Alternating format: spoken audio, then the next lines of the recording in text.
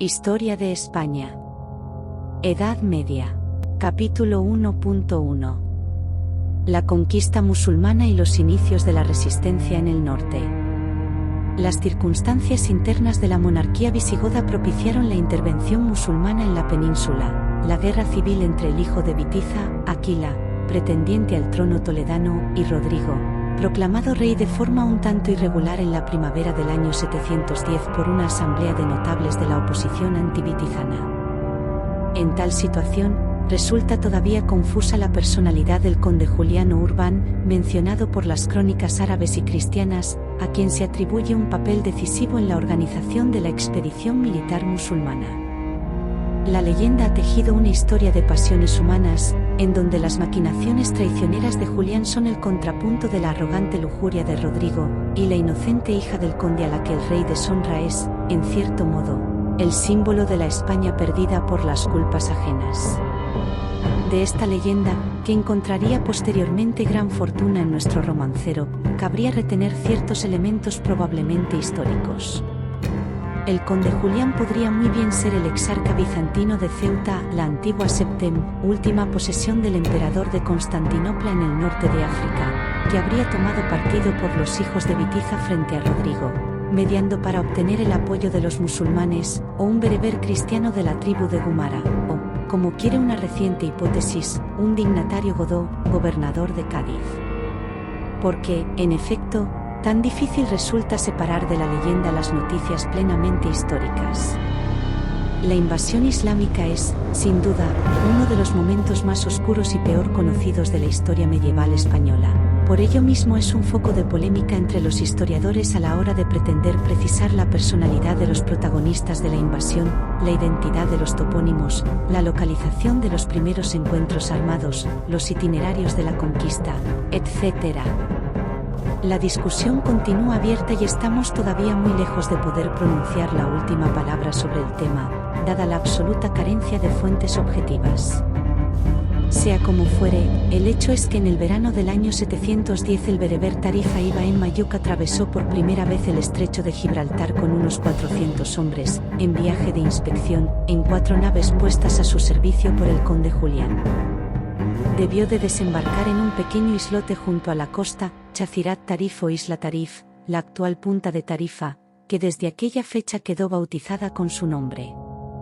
Tras una breve correría por las tierras vecinas, en especial contra Algeciras en la que obtuvo un buen botín, Tarif y sus hombres regresaron al norte de África. Sus informes fueron, sin duda, favorables para organizar una expedición de mayor envergadura, pues los meses siguientes se emplearon en reunir un verdadero ejército y en construir las naves necesarias para transportarlo al otro lado del estrecho.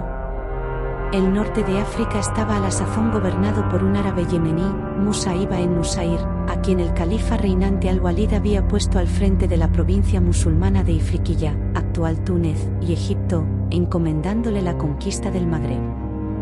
Musa, el muza de las fuentes cristianas, a su vez había nombrado gobernador de Tánger a un liberto suyo, Terika ibn Ziyad, a quien confió el mando de las tropas que habrían de invadir la península en su nombre. Eran estas unos 12.000 hombres, en una inmensa mayoría bereberes islamizados. En la primavera del año 711, probablemente a finales del mes de abril, Terik y el conde Julián dispusieron la travesía del estrecho, tarea que requeriría repetidos viajes de una a otra costa.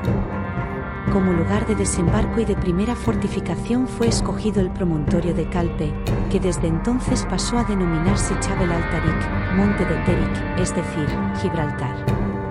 Las semanas siguientes las emplearían los musulmanes en consolidar sus puntos de apoyo en la costa, estableciéndose principalmente en la que llamaron Isla Verde, Al-Chazirat al-Hadra, topónimo de donde resultaría el actual Algeciras. Mientras esto ocurría en el sur, Rodrigo se encontraba en el norte de la península guerreando contra los insumisos vascones. Allí le alcanzaron las noticias del desembarco, por lo que a marchas forzadas regresaría a Toledo para reunir el grueso del ejército visigodo. Con él, y tras pasar probablemente por Córdoba, Rodrigo salió al encuentro del ejército de Terik, que, sabedor de su avance, buscó un lugar propicio para el choque. Este tuvo lugar el 19 de junio del año 711, junto al río Guadalete, y debió de prolongarse durante más de una jornada. En un momento dado de la lucha se produjo la defección de parte del ejército visigodo, las dos alas mandadas por Oppas y Sisberto, hermanos de Witiza, lo cual colocó a Rodrigo en una situación desesperada y fue factor determinante de la espantosa derrota que le infligieron los musulmanes. Todo parece dar a entender que el rey murió en batalla, finalizada la cual solo se encontraron su caballo y parte de sus armas, medio hundidos en un lodazal. Pese a lo que acabamos de exponer, no está nada claro el papel desempeñado por los hermanos de Witiza y sus partidarios en la decisiva batalla del Guadalete, cuestión íntimamente relacionada con la del auténtico objetivo de la expedición de Terik. Se trataba tan solo de una intervención militar en apoyo de los witizanos, para ayudarles a hacerse con el poder en España, ¿o abrigaban ya los musulmanes un definido propósito de conquista? En cualquier caso, la facilidad de su victoria y la posibilidad de presentarse ante muchos como libertador, más que como conquistador, debieron de seducir a Terik y lo impulsaron a sobrepasar por su cuenta las instrucciones recibidas de Musa al confiarle el mando. Fue así como emprendió con sus hombres una fulgurante campaña. En Astigi, Écija, obtuvo una nueva victoria sobre los restos del ejército de Rodrigo, mandó un destacamento contra Córdoba, donde un grupo de nobles visigodos le opuso enconada y heroica resistencia, entró en la capital, Toledo, encontrándola abandonada por muchos de sus habitantes, huidos hacia el norte ante el anuncio de su proximidad, y se lanzó en persecución de los fugitivos hasta Amaya y Astorga, es decir, hasta las mismas estribaciones de la cordillera cantábrica. No fue una ocupación sistemática, sino una razzia a gran escala que le permitió reunir en Toledo, a su regreso, un formidable botín. Entretanto, en el norte de África, Musa ibn Nusayr disponía un ejército de unos 18.000 hombres, integrado fundamentalmente por árabes calvíes, grupo sedentario yemení, dedicado a la agricultura, y aisíes, grupo nómada del centro de Arabia, que vivía principalmente del comercio, y al frente de él atravesaba el estrecho en el verano del año 712, para desembarcar en Algeciras. Fue en respuesta a una petición de ayuda de Terik, inquieto por la facilidad y amplitud de sus conquistas, que no podía consolidar con sus escasos efectivos.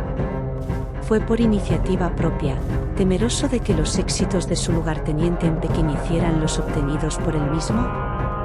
Lo ignoramos, pero lo cierto es que las relaciones entre los dos hombres aparecerán a continuación seriamente deterioradas.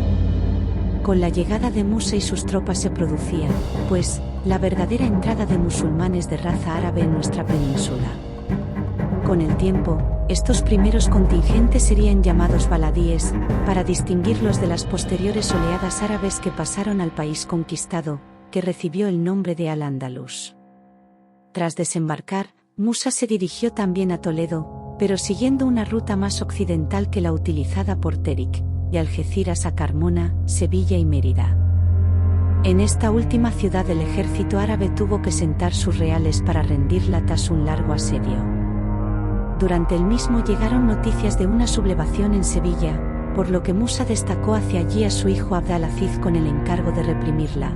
No debió de tropezar este con demasiadas dificultades, puesto que, una vez realizada su misión, se dirigió a tierras de Málaga y Granada, llegando hasta los dominios del poderoso conde visigodo Teodomiro, o Tudmir, extendidos por las actuales provincias de Murcia y Alicante. Teodomiro fue derrotado por Abd-al-Aziz, pero la derrota no le supuso la pérdida de sus dominios, como se desprende del pacto que suscribió con Abd-al-Aziz, que comentaremos más adelante. Todo esto sucedía en la primavera del año 713. Mérida resistía aún el asedio de Musa, pero capituló por fin en los últimos días del mes de junio bajo unas condiciones nada duras. Musa entonces se puso en camino hacia Toledo para reunirse con Terik, que le salió al encuentro cerca de Talavera. Según parece, la entrevista de Musa con su liberto no fue especialmente cordial, pese a la actitud respetuosa adoptada desde el primer momento por Terik, pero la cosa no pasó a mayores. Un tanto se le debieron de calmar los ánimos a Musa cuando contempló en Toledo el fabuloso botín reunido por Terik y particularmente el tesoro real de los visigodos, entre cuyas piezas, además de numerosas coronas votivas de oro y piedras preciosas, figuraba la legendaria mesa de Salomón, que dio pie a otro enojoso incidente entre Musa y su liberto. Si los vitizanos colaboracionistas abrigaban todavía alguna esperanza de que los invasores acabarían restituyéndoles el poder y regresando a sus bases de partida, esta se les debió de helar súbitamente al comprobar que Musa se instalaba en Toledo como un auténtico soberano, enviaba al califa al-Walid una embajada para ratificarle su sumisión, con la del territorio conquistado, y acuñaba moneda. Parece, sin embargo, que a estas alturas eran ya bien conscientes de la realidad y que su principal empeño se orientaba a hacerse indispensables a los conquistadores y obtener, en contrapartida, una situación de privilegio. Tras la pausa impuesta por el invierno, en la primavera del año 714 se reanudaron las operaciones militares, ahora ya encaminadas a conseguir el control efectivo de toda la península. Musa y Terik tomaron Zaragoza y las ciudades que hallaron a su paso, mientras Abd al-Aziz ocupaba la Lusitania y Andalucía occidental. Desde Zaragoza Terik fue enviado al Alto Aragón, donde un noble visigodo, Fortún, hijo del conde Cassiu, le prestó vasallaje e incluso se convirtió al islamismo, sin duda con objeto de conservar intactos sus dominios. De ahí arranca la poderosa familia muladí de los Banu Así, es decir, los descendientes de Cassiu, llamada a desempeñar un relevante papel en nuestra historia. Algunos autores hablan también de una incursión de Terik por la Tarraconense, pero otros piensan que aquellas tierras fueron respetadas en esta ocasión, por estar sometidas a la jurisdicción de Aquila, el hijo de Bitiza, rival de Rodrigo en la candidatura al trono. Parece ser que durante la estancia de Musa en Zaragoza regresó el emisario enviado meses atrás a Damasco, siendo portador de una orden del califa que requería la comparecencia personal de Musa y de Terik para darle cuenta de sus actos. Y parece ser también que Musa dio largas al asunto, deseoso de completar su campaña por las tierras del Alto Duero y las estribaciones de la cordillera cantábrica. Así, antes de obedecer las instrucciones recibidas, saqueó Amaya, León y Astorga, y penetró luego en Asturias y Galicia, posiblemente hasta Lugo, Oviedo y Gijón, donde establecería guarniciones. En aquella zona, con preferencia a la más cercana, pero tradicionalmente hostil, de los vascones, se habían refugiado muchos de los nobles y eclesiásticos visigodos huidos de Toledo, que ahora, nuevamente acosados, no tuvieron más opción que la de adentrarse en las montañas para compartir la vida ruda y miserable de los pastores cántabros y astures, todavía apegados a ancestrales tradiciones prerromanas. Organizados estos en tribus, sin centros urbanos, habían rehuido todos los intentos de asimilación cultural, política y religiosa, seguían practicando ritos paganos, vivían de una agricultura y una ganadería sumamente primitivas, y no dudaban en recurrir al bandidaje cuando les acuciaba la necesidad. No es extraño, pues, que los musulmanes evitaran comprometerse en aquellas tierras agrestes de que ningún provecho se prometían y que se contentaran con obtener de las tribus indígenas ciertas capitulaciones, según las cuales los mencionados pueblos conservaban su autonomía a cambio del pago de un tributo, siempre y cuando no se alterase la paz. Como garantía de esto último recurrirían al viejo expediente de tomar algunos rehenes, no solo de entre los indígenas, sino también de entre los visigodos inmigrados. Uno de ellos pudo ser Pelayo, un antiguo espatario, miembro de la Guardia Noble, de Rodrigo, de quien las crónicas nos cuentan que fue enviado a Córdoba en calidad de tal, mientras su familia permanecía en el norte. En el otoño del 714, tras una intimación perentoria del califa, Musa y Terik emprendían el camino de Damasco, al término del cual no les aguardaban precisamente gratitudes ni honores por parte del nuevo soberano Sulaimán. En su ausencia le fue confiado el mando a Abd al-Aziz. Comenzaba, pues, la vida de la España musulmana como un emirato dependiente de los omeyas de Damasco.